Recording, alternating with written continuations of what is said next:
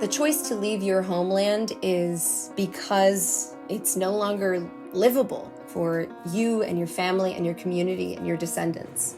There is an energetic difference between the term exile and the term migration. When I think about the term exile, it means that someone is forcibly moved from one place to another against their will.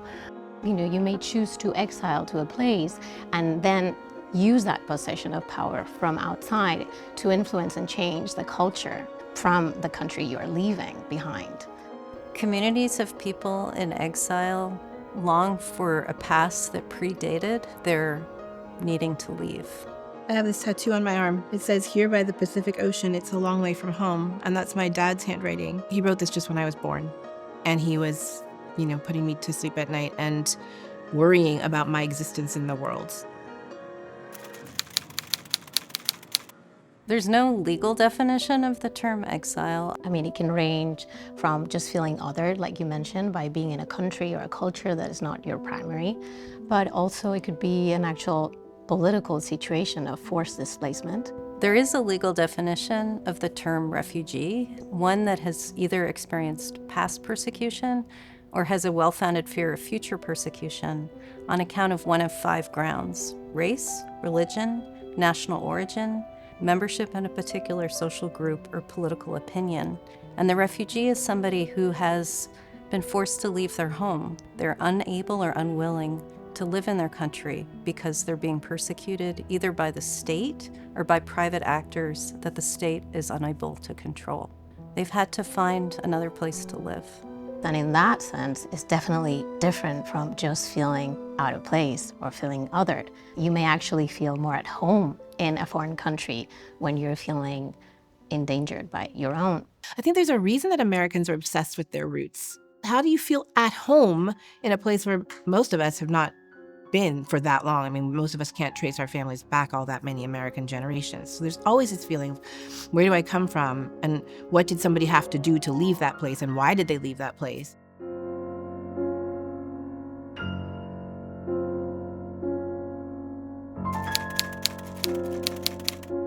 The question of violence around exile is very complicated. We could be talking about material, physical, bodily threat, and in that case, violence definitely comes to the forefront. But then there could be other kinds of more subtle violence. The analogy I think about is a tree that's being uprooted. There's a violence involved in pulling that tree from the ground, pulling the roots from the ground, right? And so if we think of the person who's forced to go into exile as having to leave their home, it seems like it would necessarily involve that kind of violence.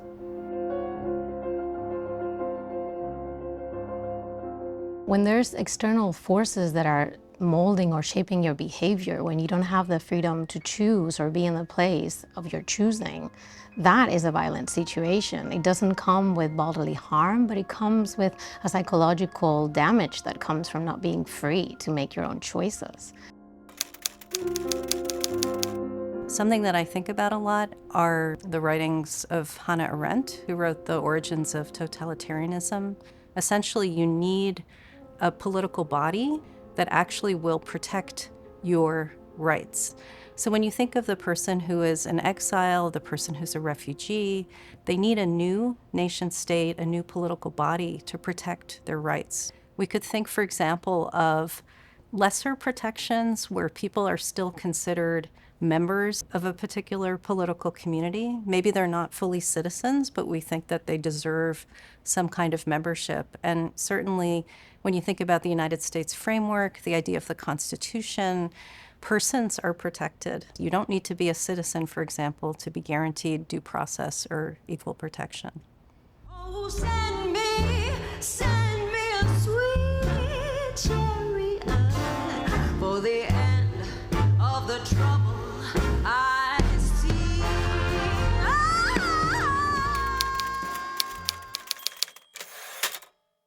migration and exile have shaped the dance forms that we know today. When African and enslaved peoples were brought to the United States, plantation owners forbade them to play the drums. And so thus tap was born, because they found other ways to embody the percussive traditions that they knew about without drums, but instead with their bodies. There's beauty in building community and reaching out and holding hands and knowing that you're not alone in that experience, in the pain of the loss of language or the loss of culture, the loss of spiritual practices, the loss of life. There's beauty and community in that connection. And it also is a calling to rebuild, to reclaim, to keep moving forward, to honor the sacrifices that were made by continuing to uplift the next generation of Indigenous people.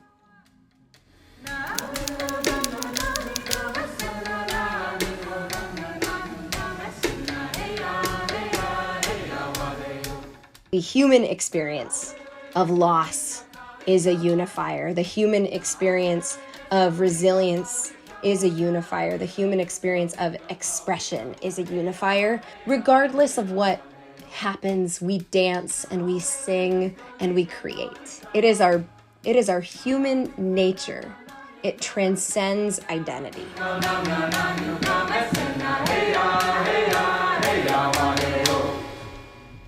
So 200 years ago, the reality in my family was not any kind of a dream for anyone, right?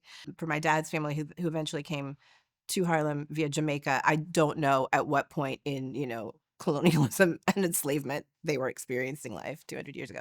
My Jewish family from Eastern Europe, also not great 200 years ago. So I just think that in my blood, is this spirit of self-expression as survival. I think the art that is created in exile is a reflection of the unconquerable strength of the human spirit. Came by my side, fetch me that ginseng, for I tan your hide. I can't get from this cabin